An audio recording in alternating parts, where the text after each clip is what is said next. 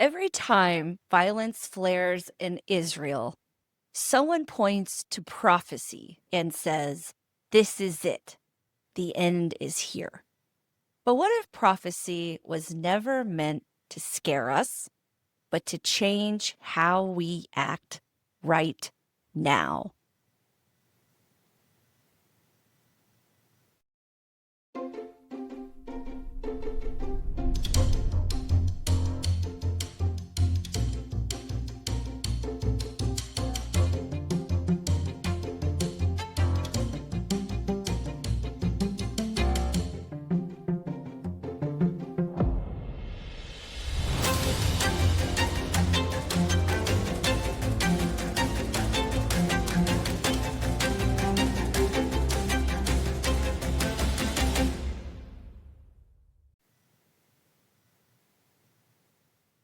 Welcome to the Journalism of Everything podcast, where curiosity meets intense research, expert interviews, and balance.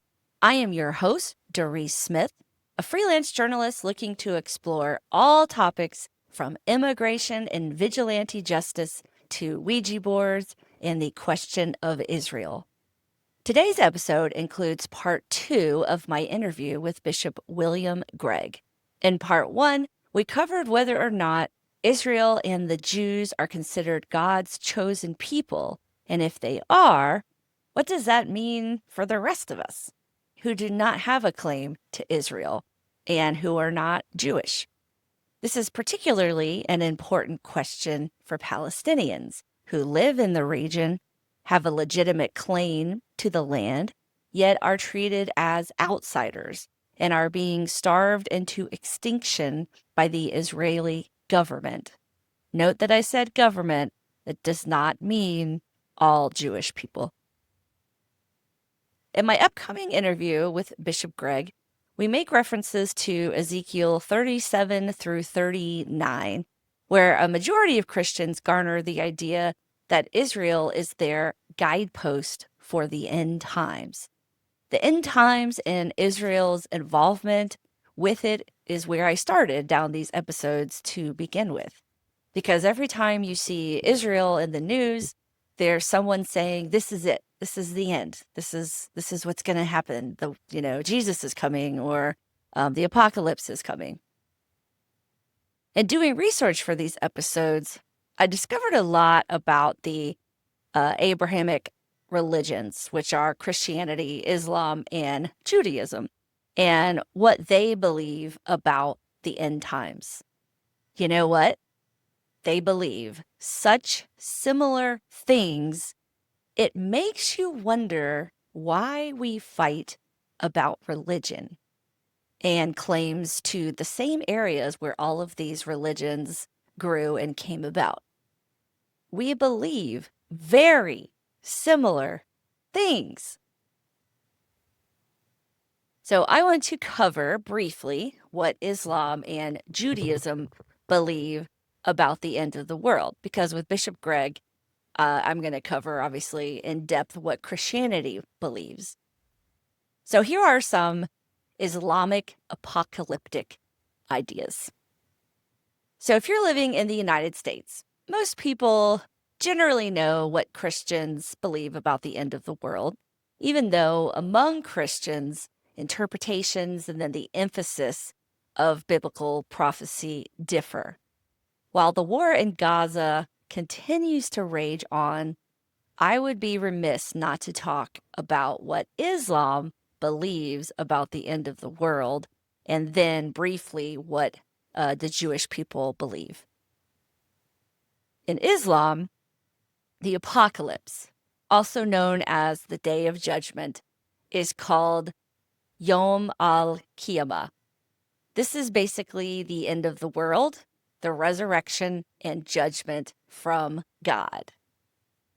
Beliefs about the apocalypse in Islam have varied over the centuries, but we do know that from the 8th to 9th century onwards, Muslims have believed that there will be signs of an impending apocalypse.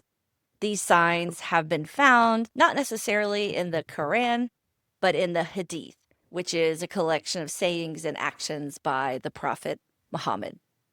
Now, especially in the Sunni Hadith, there are sayings that refer to an appearance of the Dajjal or Antichrist, the return of Jesus, or they call Jesus Isa, who is not divine but a revered prophet. Also, there will be the emergence of Gog and Magog, and you will hear that also in Ezekiel. The coming of the Mahdi, and then there will be natural disasters, moral decay, and political chaos. I cannot name a time in modern human history that those things have not existed. The natural disasters, the moral decay, and the political chaos, but we're always looking for that. Now, okay, so just kind of a little more on all of that. In the Hadith, Gog and Magog, who are also known as Yajuj and Majuj, are two destructive human tribes, nations, or forces that are symbols of ultimate chaos and disorder before the end of time. The Mahdi, or the guided one, is their messianic figure. So, like in Christianity, that would be Jesus, the Messiah. And this messianic figure will return during the end days to restore justice, defeat evil, and prepare the world for the day of judgment, which sounds very similar to what Christians believe Jesus will also do. So the Mahdi is not the name used in the Quran, but it is prominent in both the Hadith literature and also Shia theology. Okay, so like I mentioned, like aside from Jesus returning, again, Jesus is not their Messiah, but is a revered prophet. Jesus is actually going to return and defeat Dajjal, the Antichrist. Gog and Magog will come in with destruction, but they also talk more about 3 major landslides, a speaking beast, massive smoke that will cover the earth, and the sun rising from the west. All of these are also in the Christian Bible, either in Ezekiel or in Revelation, especially the beast is in Revelation. So there's a ton of similarities. So another aspect of the Islamic apocalypse, which is also available or also prominent, especially in Christianity, is the Day of Judgment. In that the Day of Judgment, people are going to be resurrected from their graves and they will face judgment from Allah. There is the Book of Deeds, which records every action of every person. That will be presented to each person, and the good and bad deeds will be weighed on a divine scale called a mizan. Every person will be required to cross a narrow bridge over hell called the Sirat, but only the righteous will cross safely into heaven. If Islam's apocalypse is a battlefield, Judaism's just might be a rebuilding project. But don't mistake it for a peaceful fairy tale. The Jewish vision of the end times is just as vivid and just as world-changing.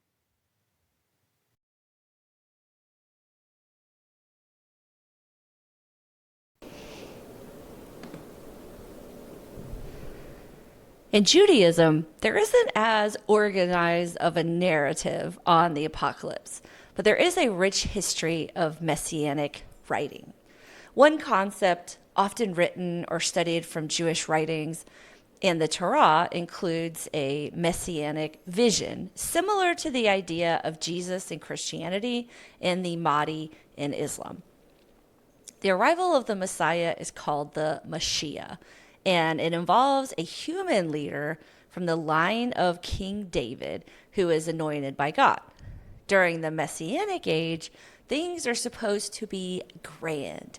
universal peace and justice, the gathering of Jewish exiles back into Israel, the rebuilding of the third temple in Jerusalem, restoration of the Sanhedrin, which is like a Jewish court, and all nations should recognize the God of Israel, but converting to Judaism is not necessary, just a recognition of the God. While the Messianic age is not supposed to include any kind of cataclysmic war, according to the Jewish writings, other prophetic books like Isaiah, Joel, and Zechariah do describe a day of reckoning called Yom Adonai, or the Day of the Lord. On this day, there will be cosmic upheaval, such as a darkened sun and earthquakes, divine judgment of nations, the defeat of Israel's enemies, and a final vindication of God's people. And just like in the Bible and in the Hadith, Jewish apocalyptic writings talk about Gog and Magog, which is about as close as Judaism comes to like an end of the world battle narrative. In Ezekiel 38 and 39, especially, it talks about Gog, which is a nation or people that come from the land of Magog, which invades Israel in the final days. God will defeat these invaders with fire, hailstones, and plagues, bringing peace to the nations that recognize God's power. So many of these components are so familiar between Christianity, Judaism, and Islam. It really makes me wonder, why can't we all just get along? And I know that is kind of a cliche, or sounds like a cliche. Why can't we all just get along? But there's so many similarities between these three religions in particular. At what point did we as humans look around and start thinking that we're actually different from each other? That one of us is better or more chosen than the other? That we have a right to this land over everyone else with a shared history to this land? Honestly, it's like having toddlers, but with weapons and bombs. Well, that's mine, and I will irrationally fight you over it, no matter what the consequences for anyone else, as long as I win, as long as I get my way. Between Christianity, Islam, and Judaism, we have the idea that we as humans often mess up, and somehow in the grand cosmic sphere, we must atone for our screw-ups. We have a God, whether that God is called God, the Father, or Allah, that will judge us for our screw-ups. We have a God that requires that we worship him and to constantly beg this God for forgiveness. We have the idea that one day God will swoop down and create chaos and destruction, whether that is through Gog or Magog, a beast, the Antichrist, etc. There will be natural disasters. There will be war. There will be some kind of messianic figure, whether it is Jesus, a descendant of David, or the Mahdi, which will offer us some kind of redemption if we choose to accept it. And as consequences for our actions or decisions, we will either go to hell or heaven. It's all the same. So why are we continuing to believe that we are so different from each other? Next up on the Journalism of Everything podcast is my interview with Bishop William Gregg, and this is part 2. Enjoy.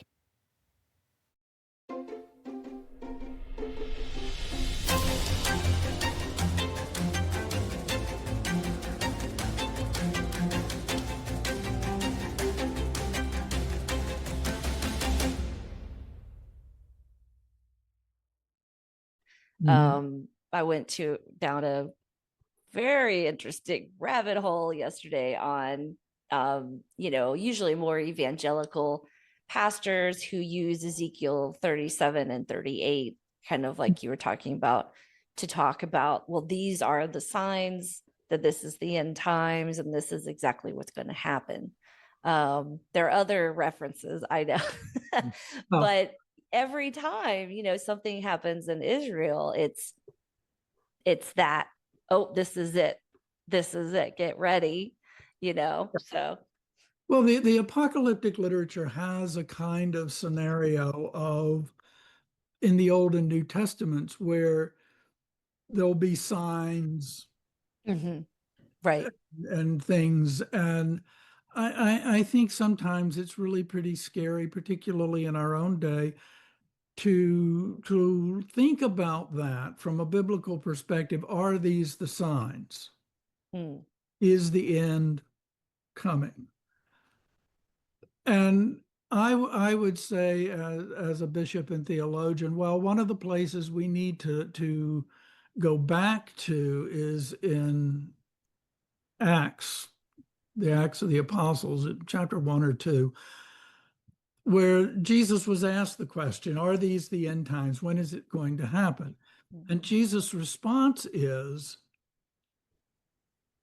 I don't know. It's not for you or me to know. That's the Father's decision, and it will happen when the Father decides. Mhm. So, if there's nothing true about biblical insight and wisdom, is that it is always well seasoned with ambiguity. Um, I would argue that again, the prophetic moment is about calling us into awareness about what we're doing and why we're doing it and what the consequences of doing it are. So that the call is to the opportunity to be who God has created us to be, whether we're looking at that from a Jewish perspective or a Christian perspective. Mm. Um, that the prophetic word that the church now needs to speak is not a word so much of judgmental condemnation as it is a word of a call to, the good old fashioned word repentance. That is to turn back, which is what repentance means. It means to turn back. Mhm. And that requires us to stop a moment and look at what we're doing and why we're doing it and how we're doing it and the fruits of what we do. Mm. And to ask the question, is that who God has created us to be? Is that who God has equipped us to be as human beings? Interesting. And I won't taint the program with going off into specific details. I'll let your audience fill in the blanks from their Right. experience and thinking. Sure. But I think when you have so-called preachers who are sort of the fire and brimstone school of here's what's going to happen and it's happening and Mhm. get ready because the rapture is coming. Right. Those are scare tactics that are created by human beings out of fear and anxiety. Mm. The prophets were not about creating fear and anxiety. Their job was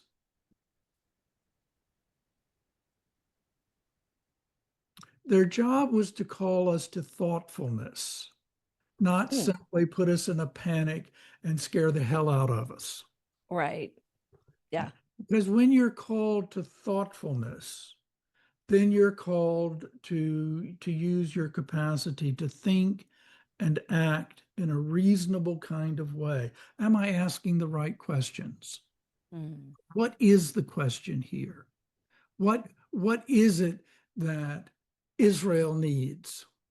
What is it that the Palestinians need? What is it that the Iranians need? And how can we figure out how to do that in a way that's consistent with God's plan as revealed in Scripture, which is a plan of life-giving, life-nurturing, life-supporting creativity, and that issues in peaceful, and not just sort of, not a maudlin kind of peacefulness, but Right. a thoughtful kind of peacefulness. There always will be tensions, but a peacefulness that allows for thoughtfulness, that allows us not to react to each other, Right. but in ways that we can constructively collaborate together. Uh, it was Yeah. an interesting thing. Queen Elizabeth II, in one of her Christmas messages several years ago, focused on the Commonwealth, which was something Mm, dear to her heart. yeah. And one of the things that she said that stuck with me was this, that the Commonwealth of Nations was not an organization designed to fix things. Mm. The Commonwealth of Nations was an organization that was designed and whose purpose was for nations to come together to learn to collaborate with one another for the good of the world. Oh, interesting. Yeah. And Yeah. and I think, if you read Ezekiel 37, 38, 39, I think it's important to remember that chapter 37 begins with the story of the Valley of Dry Bones. Yes. And the prophetic message there, what God is saying there is that God is going to restore dead Israel, will revive. The Hmm. dry bones are God's people, God's beloved, the chosen. Oh, interesting. And the story is a symbolic representation of God's commitment to A, not abandon, Right. B, to restore Hmm. God's people to life, Hmm. life which is creative, it's generative, and it's good. Right. And then Ezekiel goes into Gog of Magog and all of the apocalyptic stuff. Right. Is Right. the nature of apocalyptic literature is also that it's wonderfully graphic. That's true. Um, it's I I also went through some Revelation yesterday, and yeah. everything has multiple eyes, and there's things Oh with yeah. locust bodies and lambs heads, and oh Well, boy. yeah, it's what kind of mushrooms have you been eating? I did think that about John. But the point, yeah, and lots of people have, but the point is to pay attention to how taught that language is. It Hmm. is so taught, and Ezekiel is the same way. And Ezekiel is comparable in the sense that Ezekiel was the only prophet to write down the prophecy. He thought it was about writing it down, make a Hmm. document. It wasn't just oral tradition. Hmm. And so he had to use the language to try and describe something that was way bigger and more profound than human finite language is capable of dealing with. And so you get these tight, taut language, I call it, that is graphic and it's extreme and it's tense, and there's nothing modest or restrained about it. Yeah. But again, I think to focus on that Hmm. is to miss the point.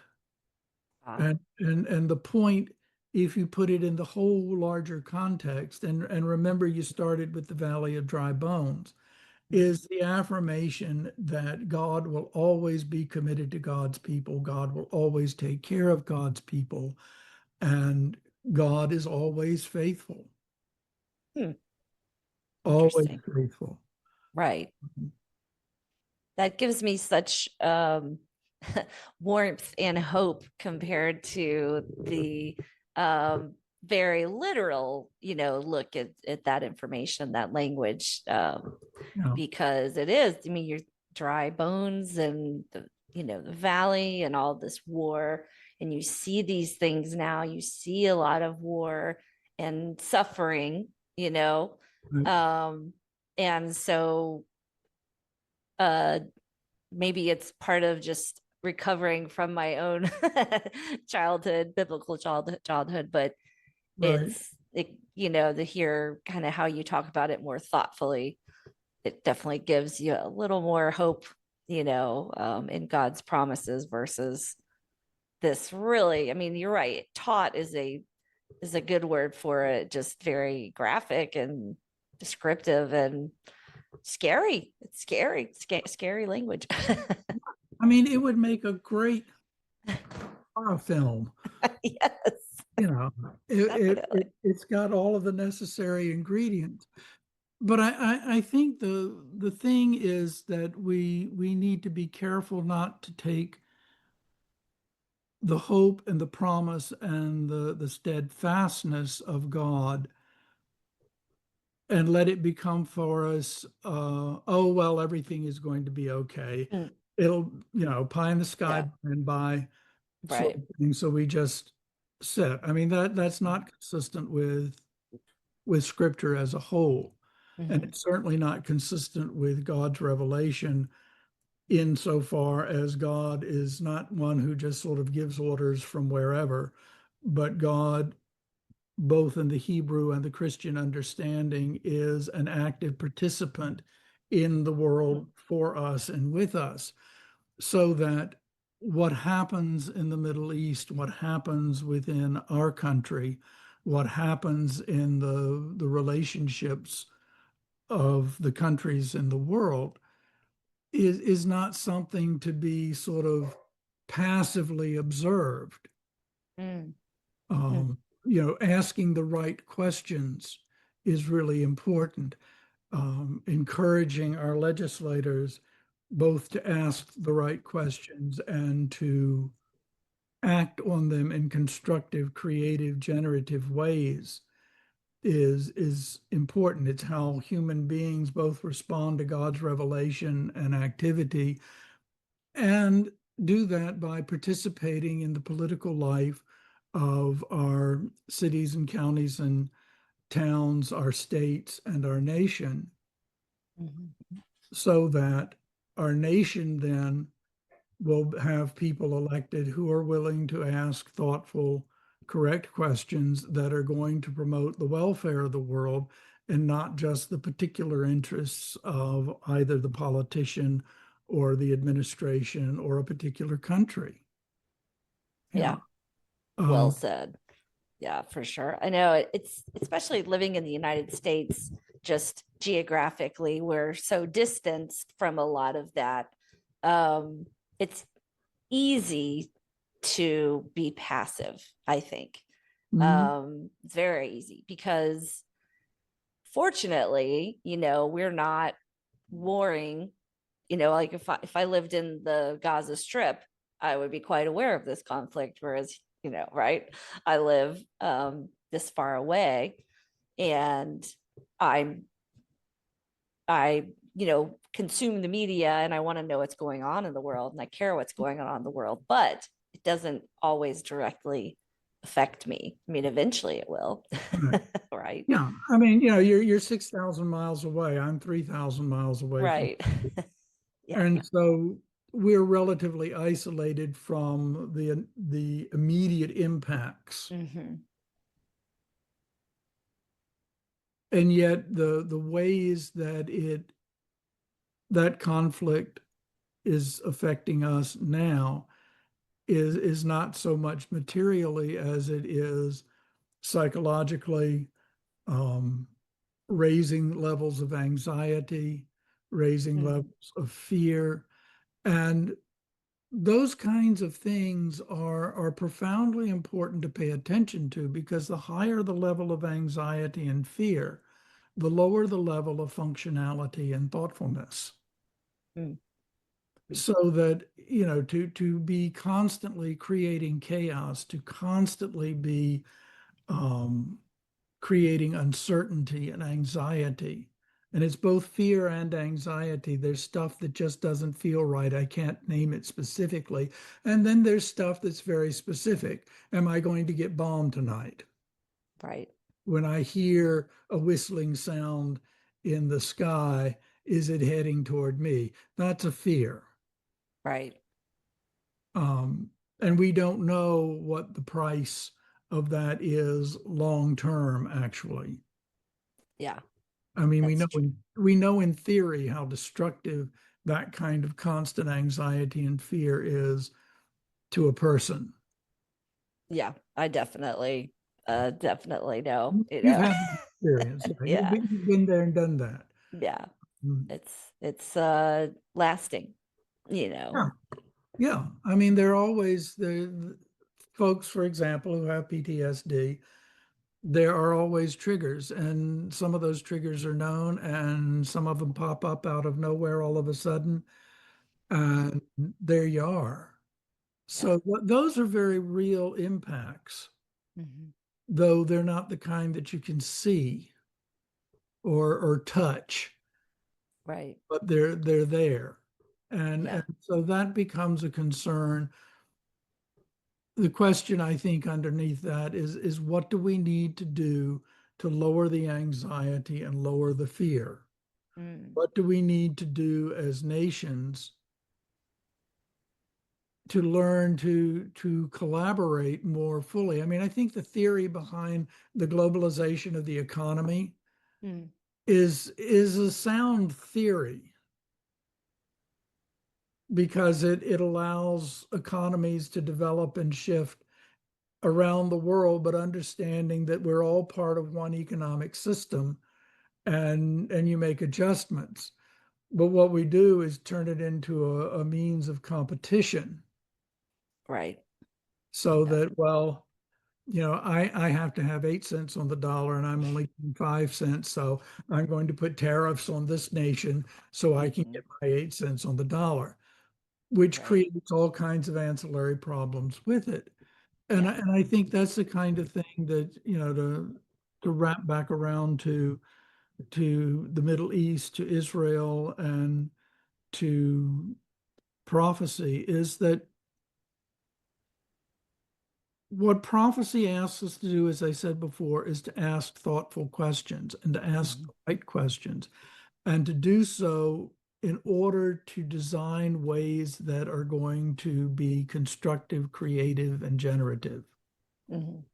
And to make a commitment to that's more important than any particular want that the US or Canada or Great Britain or China or India have, so that Yeah. we learn to think in terms of we and us. Right. What can we do? And what prophecy tries to tell us, I think, is that if we ask those questions and pursue those answers, the consequences are going to be that A, we will all be taken care of.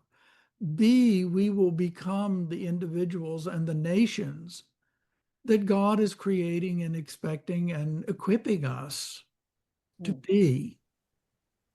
Right. Um, However, all that said, Yeah. there's still the problem of sin, Right. which is, Yes. and when you link in with Rampant. free will, it's not a good combination sometimes. And I think what the prophets tell us, what Jeremiah, what Isaiah, what Ezekiel are telling us, is that no matter what plays out, that we're to keep on keeping on, Mm.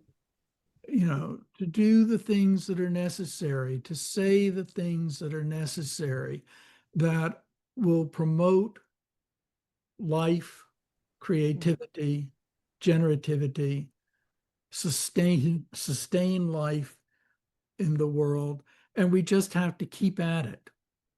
Hmm. If you look at what the prophets, their relationship with God, whenever they tried to protest, which was usually some variation of, gee, thanks God, I might as well be talking to a bloody signpost.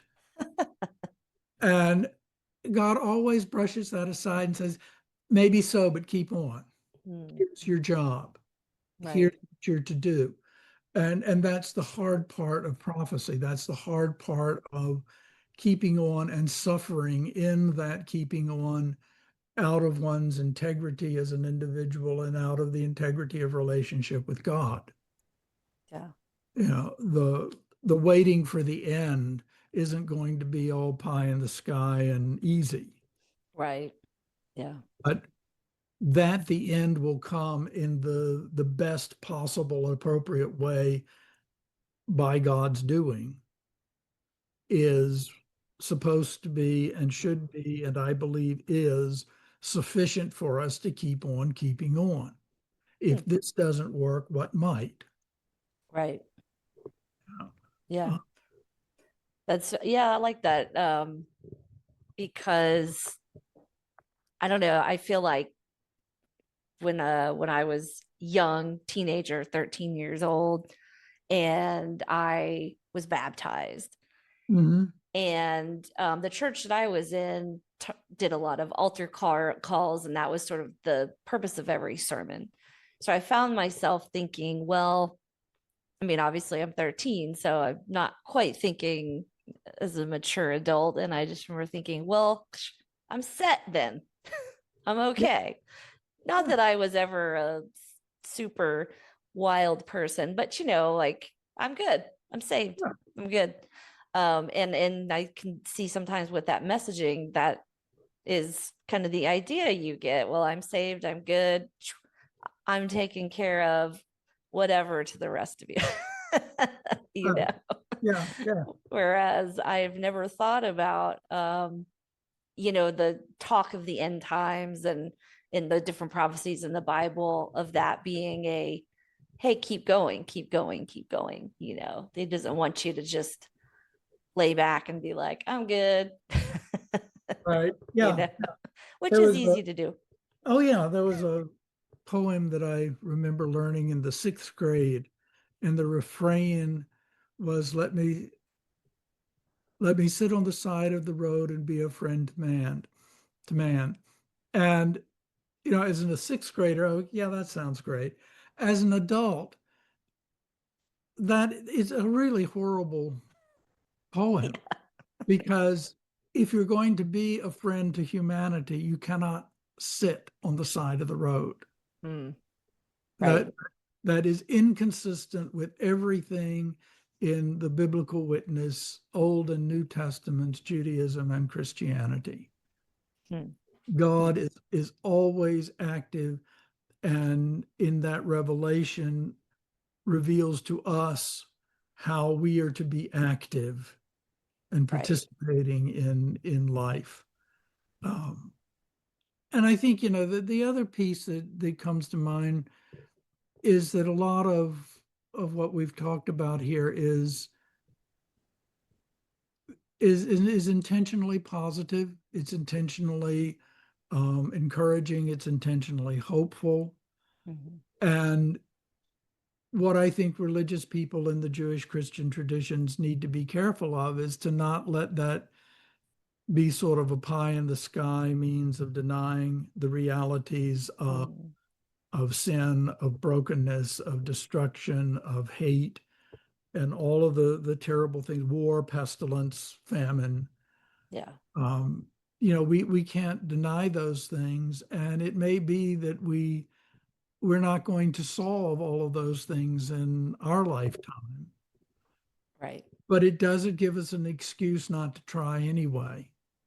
Ah, yeah. That much of what comes to us through the traditions of Judaism and Christianity, much of what comes to us through the scriptures is in a really serious way aspirational, Hmm.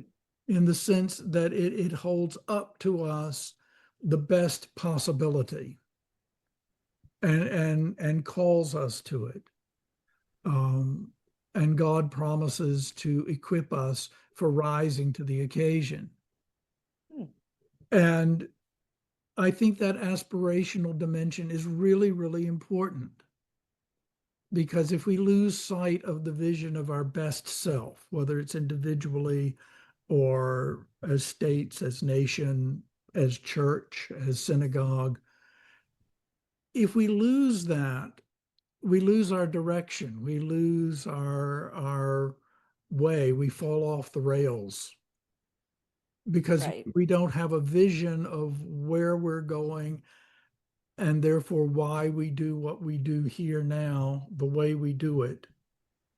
And I think that's critically important, especially for a country that prides itself on the separation of church and state, and in a larger world where the state is a secular institution by design and choice.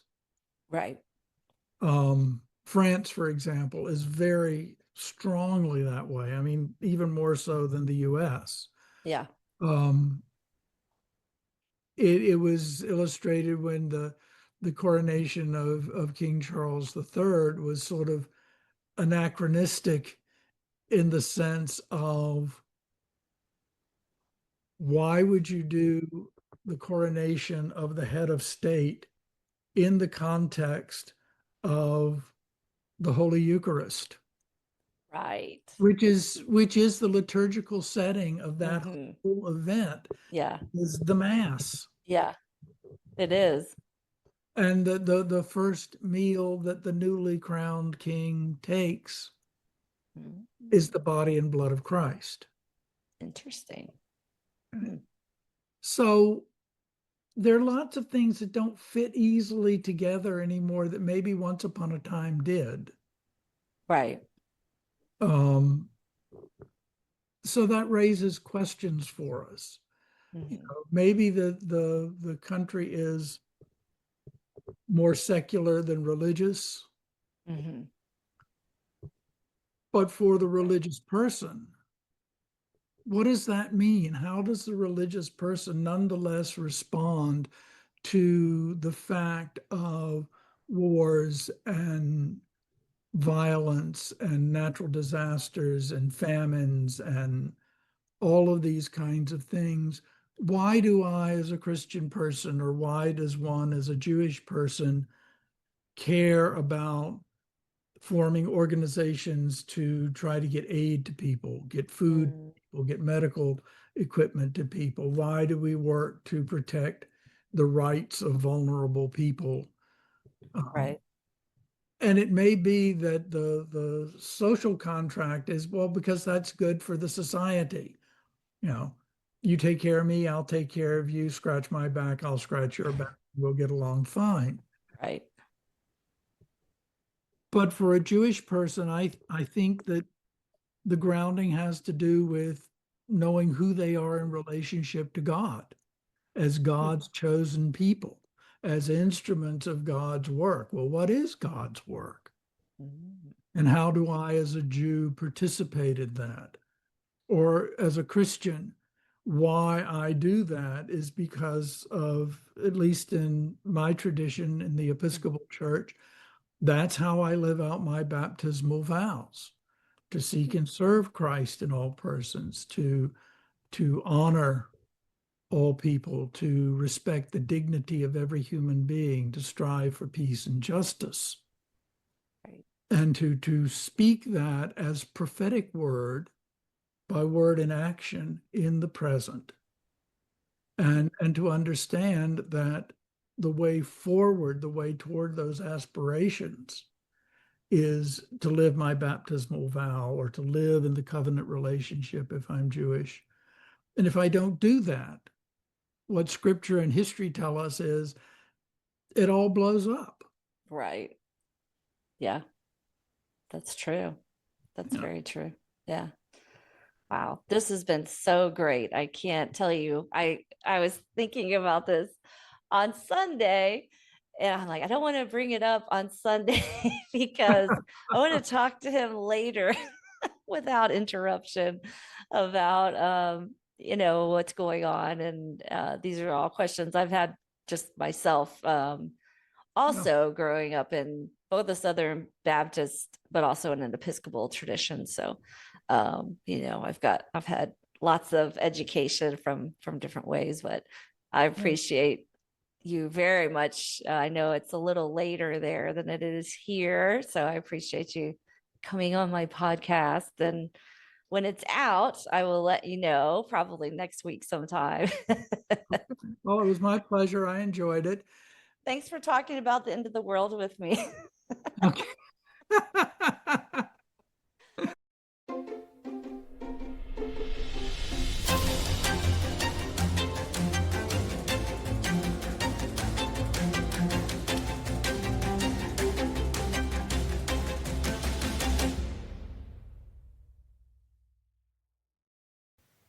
Prophecy's real job isn't to tell us when the world ends.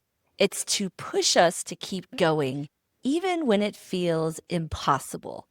And that might be the only way forward for Israel, Palestine, and the rest of us watching. So now that we have discussed Ezekiel's prophecy according to the Bible, I wanted to tell a story that I stole from Chat GPT. I asked ChatGPT to retell me Ezekiel 38 and 39 with Israel being the aggressor. And I want to note, I know that Israel is not the initial aggressor in this war. I understand that, and I've covered that before. But they are being the aggressor now. So I thought the result of this story by ChatGPT was pretty brilliant. So here it is, a retelling of Ezekiel 38 and 39 by ChatGPT. What is modern day, what if modern day Israel is Gog? Title, The Fire from the South. A modern prophetic retelling of Ezekiel 38 and 39. Son of man, set your face against Gog. But this time, Gog doesn't come from the north. This time, Gog wears a Star of David. In the latter days of a fractured world, where nations play politics with ancient grudges, there rises a military superpower from a strip of land known more for its prophecies than its peace. Once a people surrounded by enemies, Israel has become strong, technologically, economically, and militarily. Its drones fly unseen, its missiles strike with precision, its borders are sealed and electrified. To the south, Gaza lies in ruin, a cage of concrete and rubble, its people weary from decades of blockade, uprisings, and retaliations. Yet even in suffering, resistance smolders. For every ceasefire, there is a flare-up. For every truce, a whisper of revenge. And then a moment comes. An attack. Horrific, televised, chaotic. Israel calls it casus belli. The war drums begin. The operation is swift and merciless. Columns of tanks, squadrons of jets, the thunder of bombs falling day and night. The world watches as the death toll rises. Civilians buried in the rubble, families fleeing with nowhere to run, entire neighborhoods turn to ash. Gog invades, or has Gog become us? In Ezekiel's day, Gog was a distant tyrant, a symbol of evil marching toward God's people. But now the roles blur. What happens when God's chosen people become Gog? When the invading force no longer comes from a foreign land, but from within the covenant. The prophets cry out beneath the headlines. Some whisper, "This is justice." Others scream, "This is genocide." The nations argue, but do nothing. Some send weapons, others send thoughts and prayers. Yet the blood soaks the ground all the same. The fire falls, but who is consumed? Then comes a reckoning not of fire from heaven, but from global conscience. Mass protests erupt. Leaked footage floods the internet. Former allies recoil in horror. The land that once stood as a moral symbol now faces investigation, condemnation, and internal collapse. Not because it was attacked, but because it became the attacker. I will turn around and drag you out, says the Lord.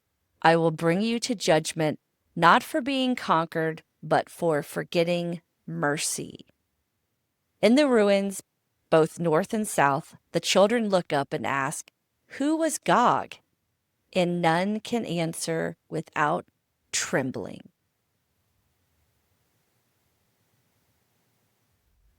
When I think about what is happening in Israel and in Gaza right now, I just feel terror, sadness, and confusion. While on the surface, this might not be purely a war over religion,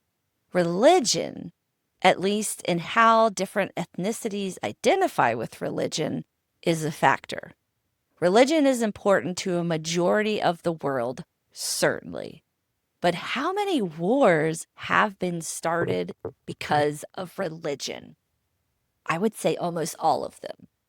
There have been religious wars to convert others, to overtake others, to seize power for different faiths, etc. And I'm not going to say we should get rid of religion. Absolutely not. That would be unreasonable, impractical, and terrible. But what if we didn't let religion dictate our political actions? What is our religious beliefs didn't fool us into believing that we are better than others because of them? The United States has supported Israel, I believe, at the core, because the U.S. identifies as a Christian nation, and the Jews are God's chosen people, if you take the Bible literally. Right now, then, the U.S. is supporting Israel, even though Israel is literally starving out Palestinian children in Gaza. Israel has bombed hospitals, schools, and even food handout points. Was Israel initially attacked by Hamas? Yes, for this war, absolutely. And it was terrible. But Israel's response, if you ask me, has been more terrible. And the Israeli government feels justified in their actions because they are chosen, because they are considered more important than the millions of Muslims living in Gaza. Why is anti-Semitism such a terrible thing and Islamophobia isn't? I am not a religious person, though I used to be. But part of why I am not anymore is this kind of weaponization of religion. Why would I want to follow a religion that is used to hurt and destroy others who do not believe what I do or weren't born where I was or raised how I was? That just doesn't seem right to me. And when I see starving children in Gaza who are Palestinian, no matter who started it, that will never be right to me.